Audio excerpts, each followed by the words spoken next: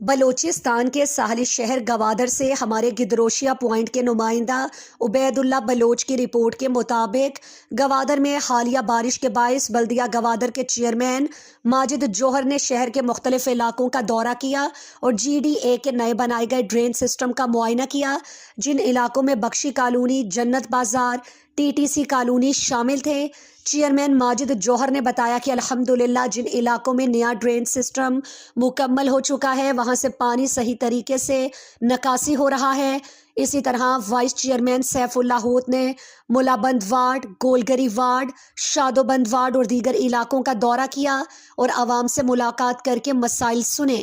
Chairman بلدیہ گوادر نے کہا کہ اس وقت سب سے زیادہ متاثرہ علاقہ جنت بازار ہے، جہاں کنسٹرکشن کا کام جاری ہونے کی وجہ سے نکاسی آب کا نظام مکمل نہیں ہو سکا۔ اسی طرح بخشی کالونی اور ٹی ٹی سی کالونی میں بھی پانی زیادہ جمع ہے۔ انہوں نے یقین دہانی کرائی کہ انشاءاللہ بلدیہ گوادر کی ٹیم جلد از جلد وہاں پہنچے گی اور نکاسی آب کے عمل میں مسلسل مصروف رہے گی تاکہ عوام کو مزید مشکلات کا سامنا نہ کرنا پڑے۔